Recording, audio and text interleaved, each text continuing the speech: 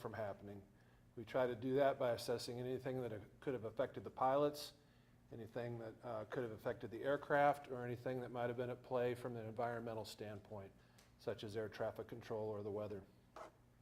Assisting in the investigation, we have members of the Federal Aviation Administration, or the FAA. We also have Textron Aviation rep for the Cessna aircraft that was involved, as well as Lycoming engines.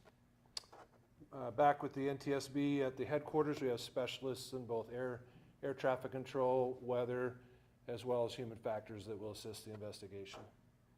To give you an idea on the investigation reports timeline, the preliminary report will be released within 2 weeks of the accident today. Factual reports can take between 12 and 18 months before they are released. All reports are released on ntsb.gov, and we encourage any witness information on witness@ntsb.gov. I'll get into the details of the accident. This accident involved a mid-air collision of two light single-engine general aviation aircraft.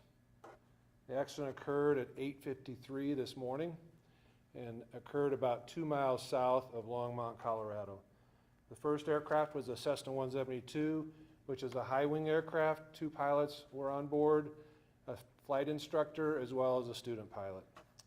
The second aircraft was a Sonex Xenos aircraft, which is a low-wing aircraft and had 1 pilot on board. Unfortunately, all pilots were fatally injured. A review of the flight track data for this accident revealed about 8:43, the Cessna departed from the Rocky Mountain Airport in Denver and flew northbound on a training flight.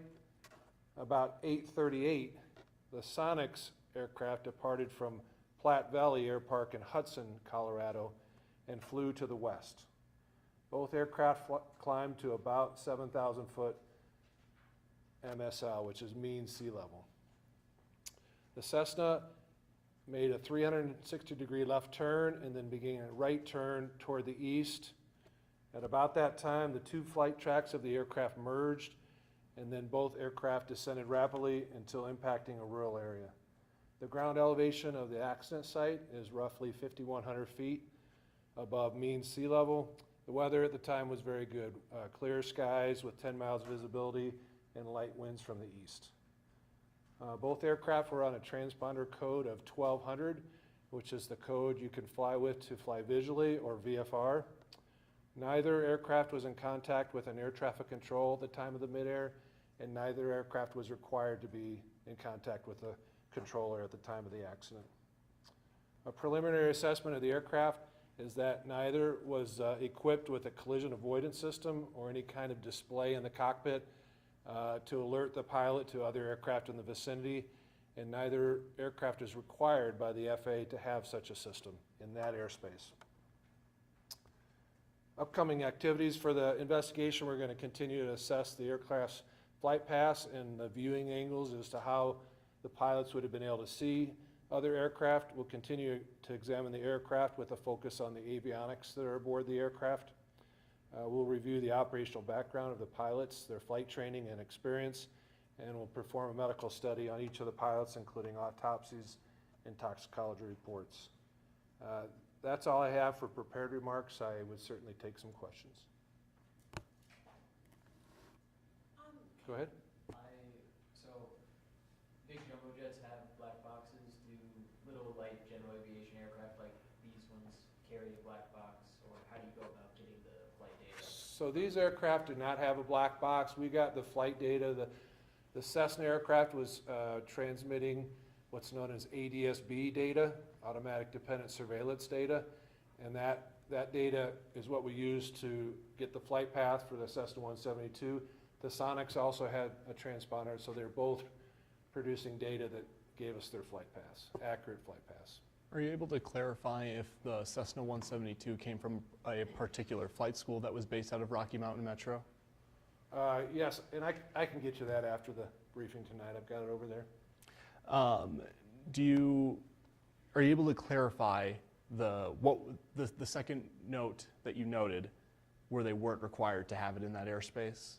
Was it a TCAS, if you will? Neither aircraft required a TCAS. Neither aircraft is required to have any collision avoidance capability that would give them something in the cockpit to display the other aircraft.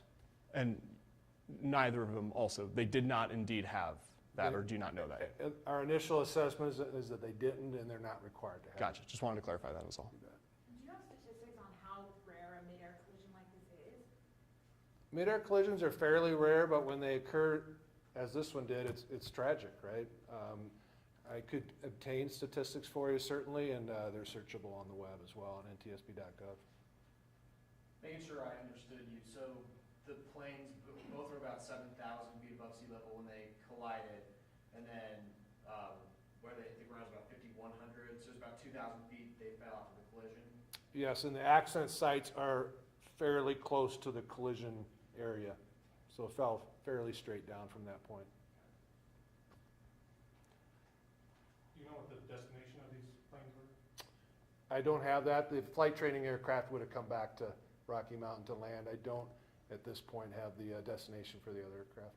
And is it the Sonics, is that the other, is that, how would you, That's an amateur, that's an experimental amateur-built airplane, single engine, low wing, kit airplane.